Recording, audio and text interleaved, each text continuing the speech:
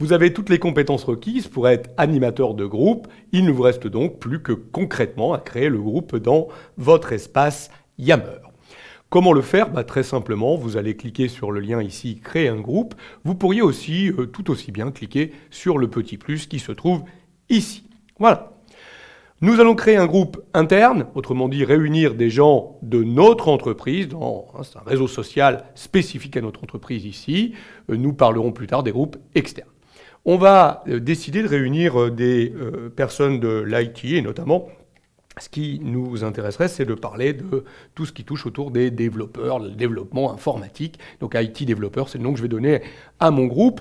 Je pourrais déjà choisir un certain nombre de membres. Je connais certains développeurs, je pourrais décider de les ajouter à ce groupe parce que je sais que ce groupe va les intéresser. Après, eux, ils pourront toujours décider de se désabonner parce qu'ils ne sont pas intéressés. Mais vous pourriez déjà ajouter des personnes. Moi, je vais ajouter aucune personne.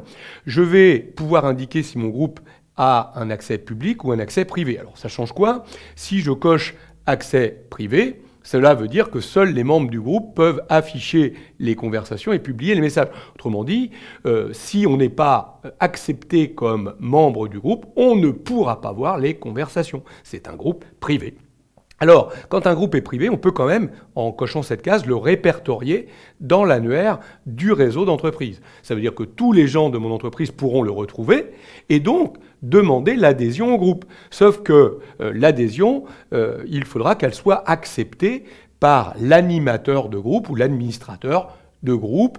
Là, en l'occurrence, c'est Alex qui est animateur de groupe, c'est lui qui acceptera. Il pourra nommer d'ailleurs d'autres administrateurs qui pourront eux aussi, dans ces cas-là, accepter les membres.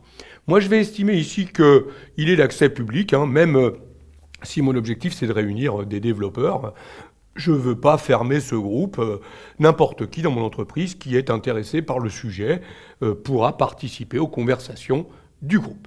Je vais demander de créer le groupe. Voilà, c'est fini. Ça n'est pas plus complexe que ça. J'ai maintenant un groupe IT développeur. Il contient son flux d'activités. Pour l'instant, évidemment, il n'y a aucun poste.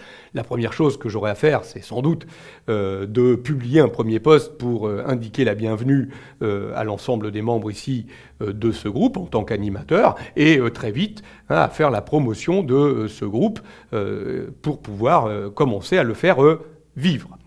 Notez que ce groupe, si je suis un autre utilisateur, je vais me placer dans le compte, par exemple ici, de Vincent. S'il revient dans les groupes de réseau, vous voyez qu'on va lui proposer rapidement un nouveau groupe. Sinon, s'il va dans tous les groupes, il va retrouver l'ensemble des groupes de l'entreprise. On voit évidemment que ce groupe IT développeur est là. Il n'a pour l'instant qu'un seul membre, Alex. Et il pourrait rejoindre donc notre ami Vincent très vite ce groupe. Vous voyez qu'à tout moment, je rejoins un groupe, mais je peux le quitter. Voilà, c'est aussi simple que ça que de créer un groupe. Alors maintenant, créer un groupe, on l'a dit, c'est simple. Il va falloir maintenant le gérer et l'animer pour qu'il puisse vivre pleinement.